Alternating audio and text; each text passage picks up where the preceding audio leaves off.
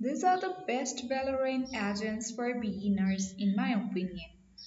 In fifth is the Sage, who has one of the easiest utilities to learn and maximize to its full potential.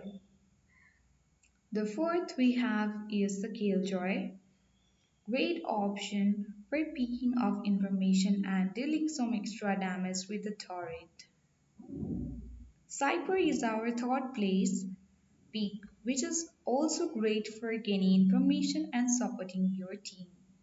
In second, we have Phoenix, one of, if not the easiest duelist to learn. His ult gives you an extra life which can help beginners get in an extra gunfight to help improve. First place goes to Brimstone. His smokes and molly are easy to use and can be used for taking over a site or to slow down offensive pushes. Do you agree? So that's it. I hope this video was helpful. Thank you for watching and see you in the next video.